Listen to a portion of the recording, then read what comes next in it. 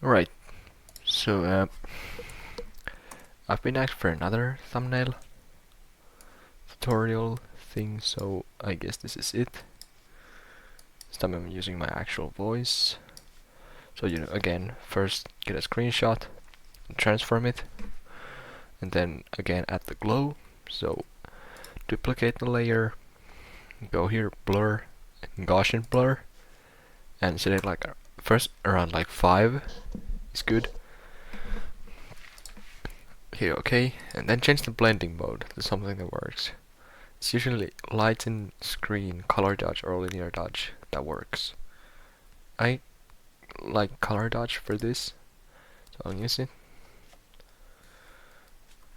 Then what I like to do is get a copy of the background so I can like fully adjust the blur again. So take another Gaussian blur and now set it to like around 30. Like make it pretty high. 30, 35. I think 30 is good. And then the blending mode to lighten. And you see it starts looking very nice. You can change the opacity a little. Just something that works. Around 60 is good. And yeah, I like to merge them. Add a camera raw. And this is where like the actual magic happens. Like it opens up this whole bunch of shit. And this is, by the way, this is Photoshop, not Photopea that I used to use. This is a better app. Definitely, sorry about the burp. But like what I usually do is I add a bunch of grain. Like sometimes I just max it out, but I think something like 53 could. And by the way, if you're wondering, it's fragile. The level is fragile. I might do like a bit of sharpening, maybe.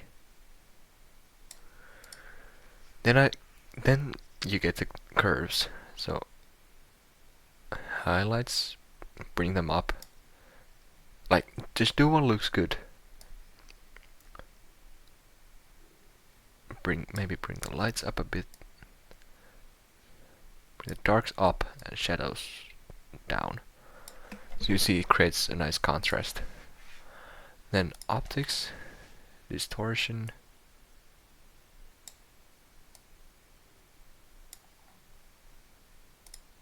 Like that, and then geometry. Scale it up so it fills up again.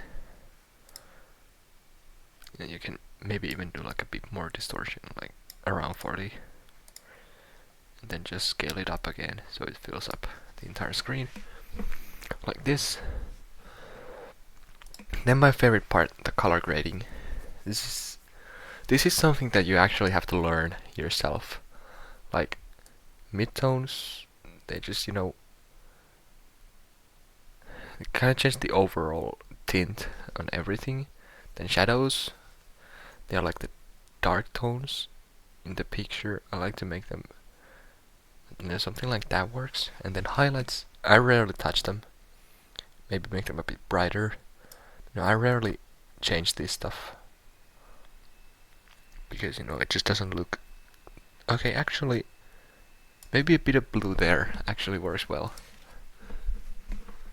And then like when you compare it, we went from this is already good, but we went from this to this, and I think you can see a difference there.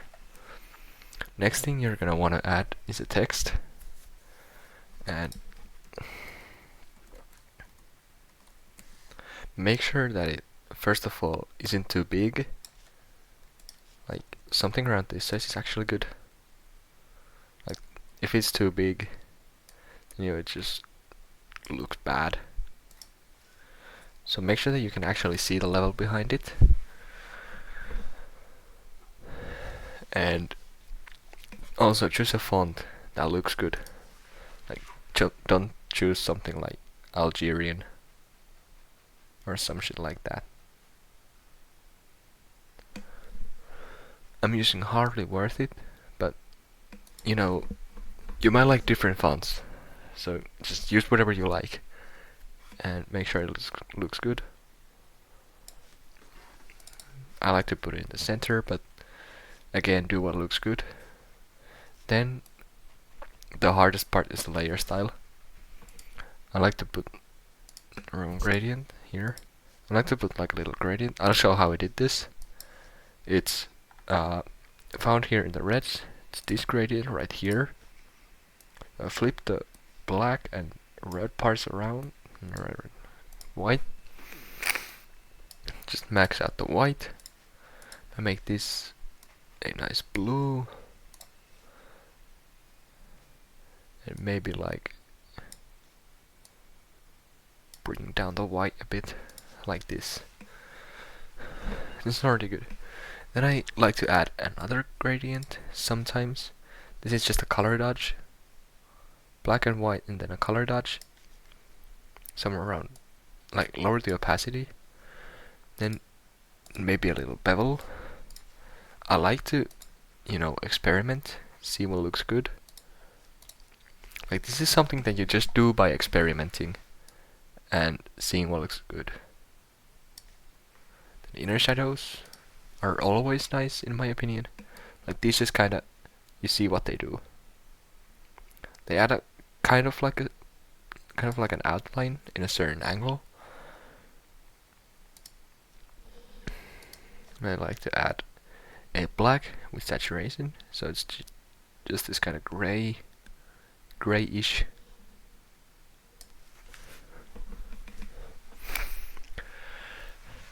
Then sometimes like an inner glow can work, so it makes the gradient kind of bend. Looks like the gradient is bending. The last thing that you want is to add like a drop shadow, if it looks good. I think this looks nice.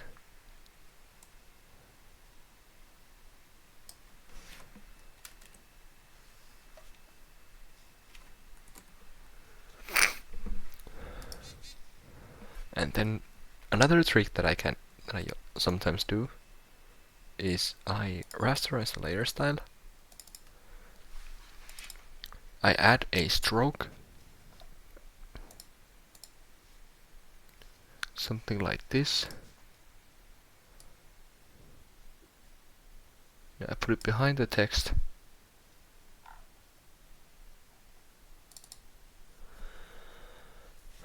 And maybe make it a bit bigger.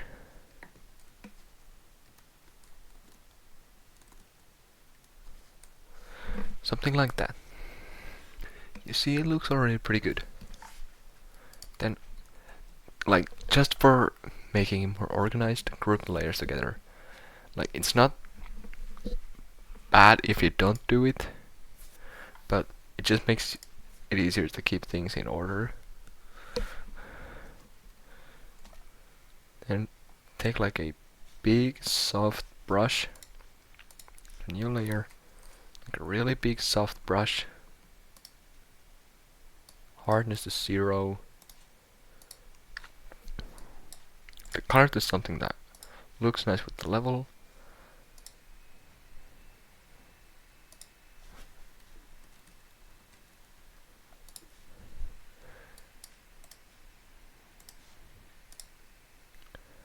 And try to experiment by just adding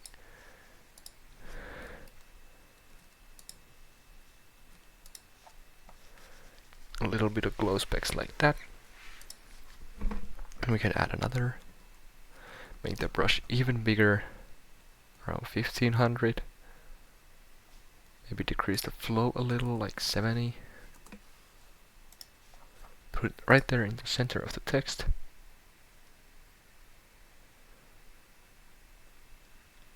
And then put it on soft light or something.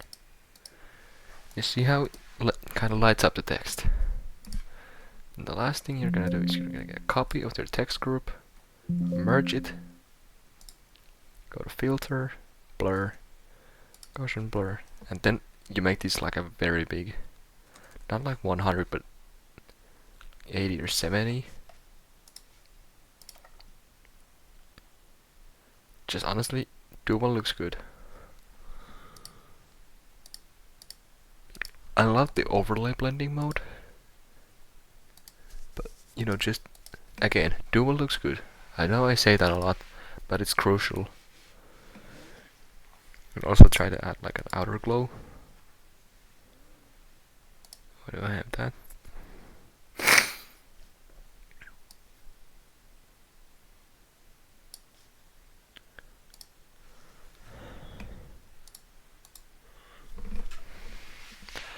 And that's basically how you do a basic thumbnail. Then if you want like more advanced thumbnail shit, I'm not the right person to ask. Like, there are people who are a lot better than me. But this is a basic thumbnail that gets the job done. Sorry about that. You know, also group the glows. Like, one thing that you can do to make the text look a bit more interesting is, let's get another duplicate. Then what we do is we right click and press clear layer style. So now it's just a blank text. So the fill opacity to 0. The text looks like it just vanishes. Let's add a new gradient. Go to basics, select the black and white. Blending mode to normal. Delete the white part and make one opacity 0. Fuck, I actually closed it.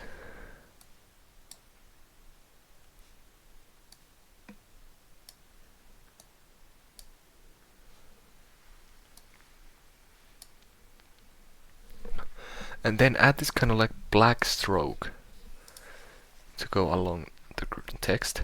Then you rasterize the layer style, go to filter, noise, add noise.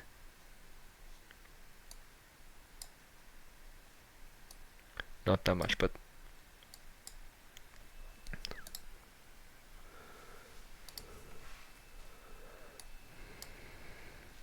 around 13. And now you see it creates this noisy black stroke along the text and makes it look very nice.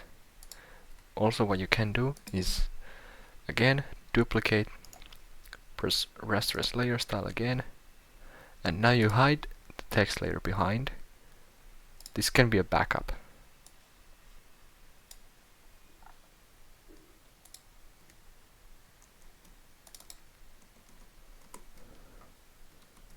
No, you don't actually have to group them. And then you can warp them. Warping can sometimes be like very interesting.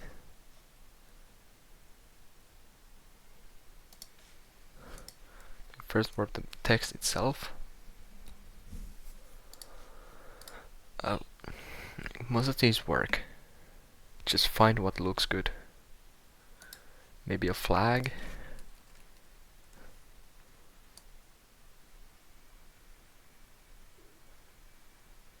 And some horizontal distortion. Like that. And now I'm actually kind of a new Photoshop user, so I don't really know if there's like a command to redo the warp.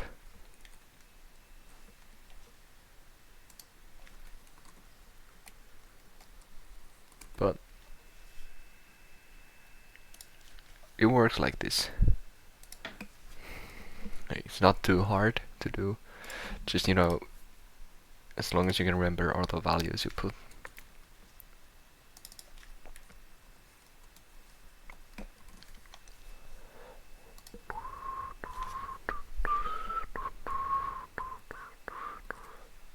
Actually, you know, the drop shadow can actually just be without the bend.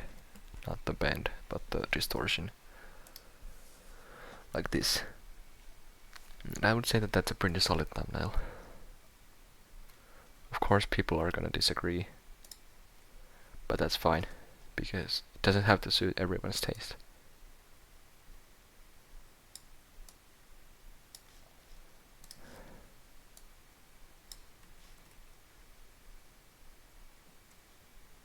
And I'm going to leave a couple very good links down in the description, including the PSD for this.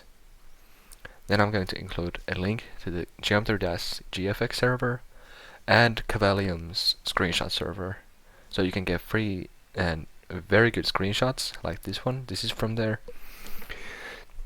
Then you can get very, very good feedback from so many absolute legends like Karthik567 on how to improve. Like, they've got a very good system there.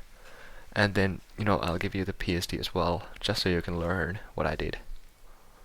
And yeah, I'd say that this is my way to make a thumbnail nowadays. So thank you, bye.